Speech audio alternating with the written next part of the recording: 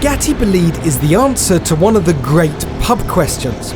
What if Bugatti kept the Chiron Supersport's 1,578 brake horsepower, 8-litre quad-turbo W16 engine, but built a totally bespoke, stripped-down, track-only hypercar around it? What would that look like? What would it feel like? Well, today I'm the first person outside Bugatti's inner circle to spend some proper time with the £3.5 million Bolide at the Nardo Proving Ground in Italy and experience it in full flight. Our chaperone for the day? None other than Bugatti's chief test driver and Le Mans winner, Andy Wallace. Should we do a launch then? Let's do a little launch, shall we?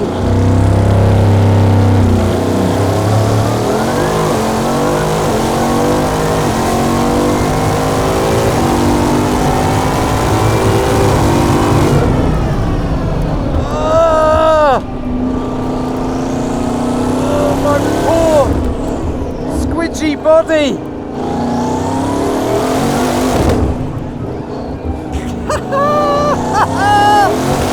This is just ridiculous.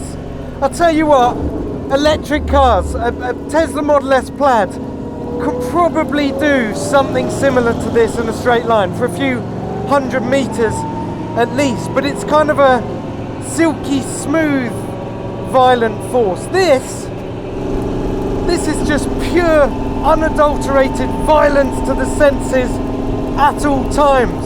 So I'm going to do it's on another level. Sorry to interrupt you. I'm going to do a pit speed. Oh yes. So we're on pit speed. This is going to be a pit speed limiter. So coming out of the pits, and holy mother! That's Jesus. So that's a rolling launch, straight out the pits. I think you'd probably leap from 10th place to 1st if you did that in a race. Oh, whoa! It's just relentless! Relentless in that way that only Bugattis are.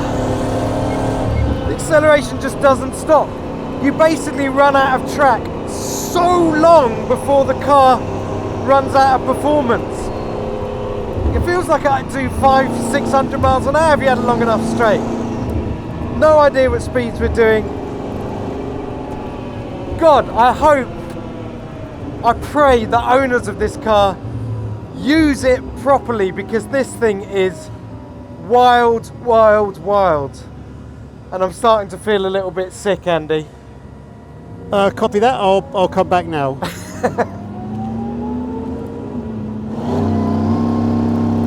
Here we go.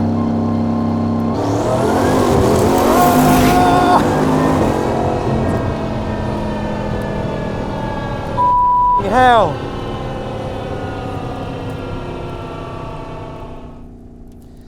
Andy, thank you so much for scaring the out of me and making me feel quite sick. But you said that sitting in the passenger seat even makes you feel sick. Yeah, the trouble is it's not fair being in the passenger seat, because you don't know when I'm going to put my foot on the brake, do you? Yeah. And all I saw was your helmet going towards the windscreen my and neck stretching your neck. Extending by a few inches. Anyway, I'm going to start with a really obvious question. All right. How does driving this thing compare to the Chiron? I've driven the Chiron. I'm guessing quite different, but sort of sum it up for me. Well, as you know, I mean, the Chiron's amazing, but it's designed for all of the obstacles you have on the road and all of the niceties that you need. And of course, we don't need any of that. It's a track car. And it's a racing car, isn't it? It's a race car, effectively, isn't it? Yeah. Exactly. Of course, it's still a Bugatti. It's still easy to drive, and it's comfortable, and it's got air conditioning, but it's far, far away from what a Chiron is. Yeah. And then, of course, with that, especially because you've got Michelin slick tyres, you've got carbon brakes. So all of these pieces need to go into the window in order to get the car to operate correctly. So just driving slowly around some of these roads here, of course you don't have any brakes. So basically when pesky journalists come along and say, oh Andy, can you follow that car for a bit of tracking and a bit of photography and slow down and speed up, it's not ideal for the Bolide. But we also got to experience it in that window, which was absolutely insane. So what I want to do now is there's so many details on this car. As with any Bugatti, it's like if you're a FAC fan, it is just chock full of incredible stats, this car. So I want to go through sort of each element bit by bit. I'll sort of prompt the area we want to talk about. All you need to do is just turn your brain inside out and give us as much information as possible. And I want to start with the engine, which is about 35% of the entire car in this thing. It's not actually that big, the Bolide, when you're standing next to it. It's very wide. I believe it's 2.1 metres wide. Yeah, but the footprint doesn't seem that big. Let's come back to the engine. So obviously, it's the engine that we know and love. It's the W16 8-litre quad turbo, but more power than the Chiron here.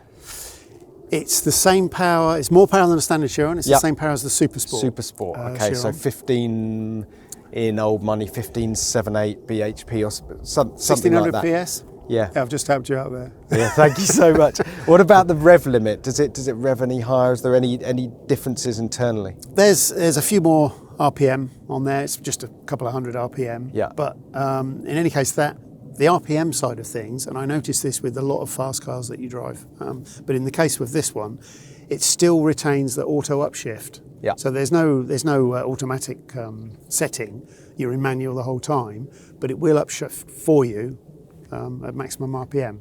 Yeah. Which is great because this thing accelerates so fast. When you leave a first or a second gear corner, through the So gears. when we were doing all those launches earlier, were you on auto upshifts? It's permanently on. So yeah. What you can do, of course, you can short shift on the track if you need to get rid of some torque. Yeah. But normally you just slam the pedal wide open and you just sit there and it's bam, bam, bam. And the shifts are really smooth, really fast. If you had to stare at the tacho or the shift lights to see when to shift, that would actually take away from the driving pleasure, I think. Yeah. Because it's all happening so fast. Mm-hmm. I can vouch for that. It was happening quite fast. I just thought your upshifts were absolutely perfect and on point, and you were just letting the computers do the hard work. I did a little bit of fag packet calculation. So I think this car, so it weighs, we'll come on to the weight next. So 1450 kilograms, that's the target, which gives it I think over 1100 horsepower per tonne, which is just whichever way you cut it, that's bonkers. So I'm thinking Alpine A110 with 1,000 horsepower. That's how I'm trying to get my head around it. But what are the major things that have cut all that weight? Is it 500 kilograms less than the Chiron? A bit more? It's probably 500 kilograms less. Yeah, probably even perhaps 550. Well, I mean, from the ground up, it's completely different. The monocoque is totally different for a start off, and then all of the things that add weight onto a road car that make it nicer to drive. Of course, we don't need any of those things. So one of the things in terms of the engine, we've taken away the sequential turbocharging system. So on the Chiron, 2 turbos are switched off until 4,000 RPM. And here we have all 4 running at the same time. Now we do that on the Chiron so that peak torque doesn't arrive at 4,000, it arrives just over 2,000. Mm-hmm. So on the road, it's fantastic. You've always got torque. Yeah. On the track, of course, you're always in the right gear. So you don't need that. And you're always going to have 4,000 RPM minimum. Or more, you should be. Yeah, your minimum. And even if it drops under that, it's for just a nanosecond and bang, it's above it again. So of course, taking that system off saves some weight. So that's one of the areas we saved weight. Yeah. And you'll see that all the bodywork is exactly what it needs to be for a track car. Yeah, it's carbon. No more. Yeah. Everything is made out of carbon. You talked about the monocoque there. There's a fantastic image that you released of the rolling chassis of this car, which looks like some sort of mad hot rod from the future, because it's this beautiful kind of teardrop shaped monocoque with this with the nose cone out the front. And there was a wonderful statistic about the stiffness of it, and I think it's something like, correct me when I go wrong, 7.5 tons sitting on the A pillar, and it's not allowed to deflect more than 50 mil, which I was sort of, 50 mil and 7.5, that doesn't compute. It must be incredibly stiff. Yeah, it is, and even a standard Chiron, the numbers are mind-boggling. It's a standard Chiron was at the level of a LMP1 Le Mans prototype in terms of chassis stiffness. So it's incredibly stiff, and it needs to be, because not only do you have the 1600 PS, you've also got the 1600 Newton meters, which I believe is close to 1,200 foot-pounds.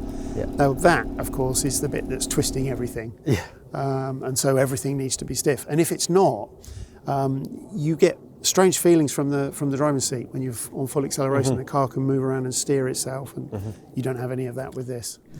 Aero. It's got some. It's got a lot of aero. It's got yes. some. So 380 Ks, which I believe is around, is it 237 miles an hour? So at that speed, the car has almost 3 tons of downforce. So 1,000 kilos on the front, 1,900 on the rear. Yeah, twice its weight, effectively. Exactly. Yeah.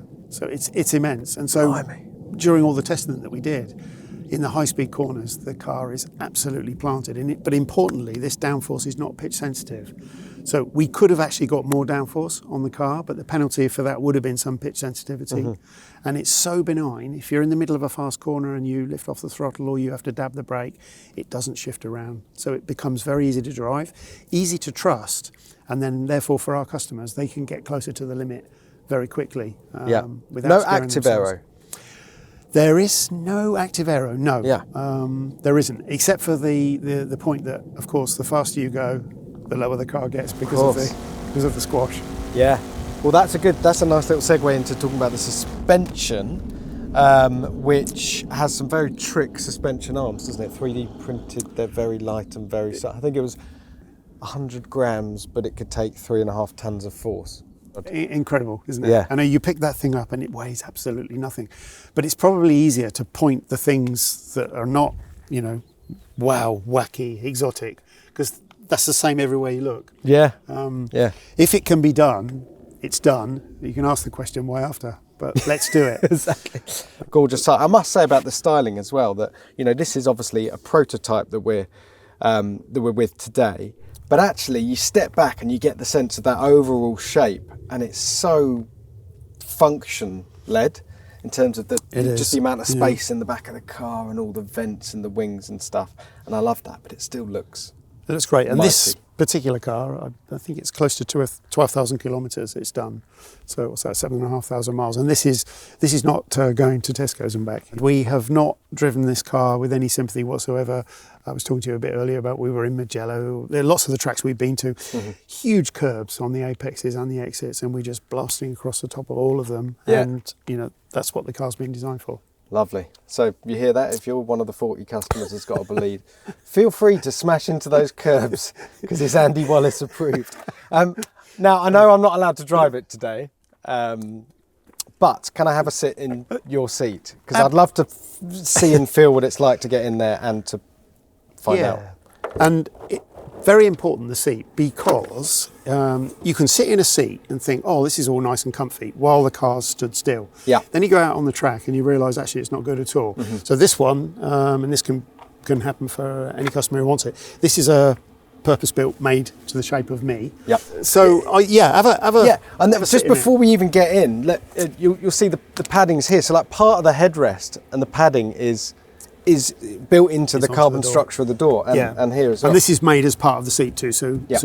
when you change seats, you would change that. Yeah. So the seats are fixed to the monocoque, and then you adjust wheel and pedals. Yeah, exactly. And so the height adjustment is what you do when you make the seat. Right, I'm going to climb in. Okay, right, this can't be that difficult. So I've got to hold the harness, right, so it doesn't fall underneath my bum, never to be retrieved again. Yeah, so you don't sit on it.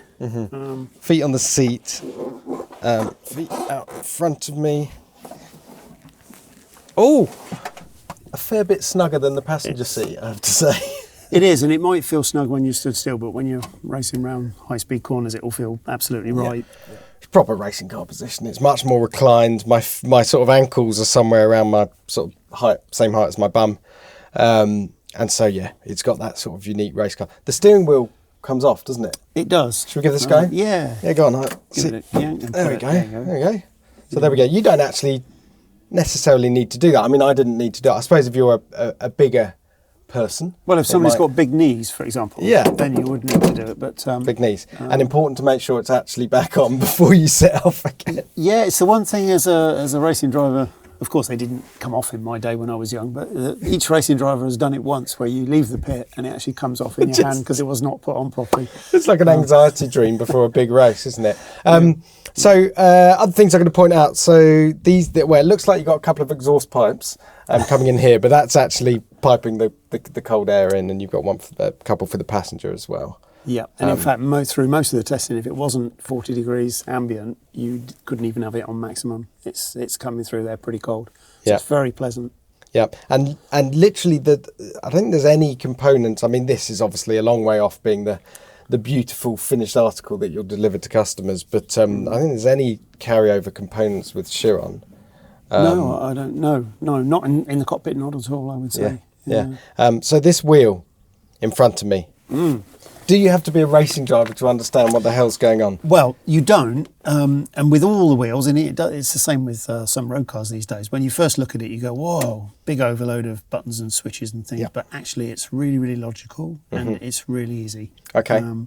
So, I mean, if you want me to run through a couple of bits and pieces, if you just knock that ignition switch up, that's it. So, if you see the ABS and the traction control positions, for example, so if you turn that, so obviously these are which way's braver? Different maps. So higher number or lower number? The bravest is 5, and you'll notice if you go back down to 1. So when you're on 1, 2, and 3, you actually have ESC as well, stability control. Yep. As soon as you go to 4 and 5, there's no stability control, but just traction control. Yep. Obviously, that's just limiting the slip a little bit. You can actually just stay full throttle. Yep. It'll sort it out. And when have you got crossed up in this yet? Oh yes, a lot of times. And there was one time in Imola going towards the Acqua Minerale chicane, aptly named because it was pouring with rain, and it's very bumpy on the entrance there. If you hit the bump at the wrong time and you turn and you think, oh, it's not going to make it, and you feel the back coming around, and almost before you've thought, I wish it wasn't doing that, you just hear this as it grabs a hold of it and pulls it straight again. Yeah. So once you've done that a couple of times and you learn that you can trust it, it's a fantastic feeling. It's just like somebody looking out for you. It sounds like a bit of a moment you had there, Andy. Not quite as big as the moment we had in the Chiron Supersport at the Nürburgring when it was soaking wet and I had more confidence than ability. Well, actually, you heard it here first. That was the first Bugatti boat of recent times that we were driving at the time. W16. There was a lot of water. I want to know about this one, launch control. What's the procedure for launching a Bolide? So, left foot brake. Sorry, left foot brake. Yeah, got it. Good bit of pressure on the pedal. Then press the launch control. As soon as you do, you'll have launch control active on the centre dash. Then you go full throttle. Wait about 2 seconds for all the boost to get nice and ready. Boosty. Yeah, and then just keep the pedal flat out. Yeah. Just sidestep the brake pedal. Oh, even I could do that. And it's brilliant because you do have a little bit of slip initially, and you know it's perfect, and it's part of the feeling. As you demonstrated earlier. And then of course, because of the auto upshift, you just keep it pinned. Yeah. Zipping through the gears. Oh, anyone could do it. In fact, you sure you don't want me to drive? Actually, I'm absolutely fine with it. I think some other people might. Yeah, it's them over there. Yeah, as long as I don't have to come with you, I'm absolutely fine with it. So, if you want the ultimate road car, don't buy this. Buy a Chiron or its V16 hybrid successor that's waiting in the wings, because the Bolide is a very different expression of Bugatti's values. It's something raw and unfiltered. Arguably, the world's greatest hypercar powertrain strapped to a true racing car chassis that just happens to look knee-tremblingly good. Yes, they're only making 40 of them, yes, you can only drive it on track, and yes, they cost a staggering £3.5 million each, but that brings a purity too. The Bolide is built for driving, not posing. And in an era when EV performance cars are fast, but failing to ignite our excitement, the Bolide is the bit of old school, big-engined bedroom poster fantasy we all needed. It's a total headbanger of a car, a barely contained explosion of energy, and my dream garage just got a little bit fuller. What a day.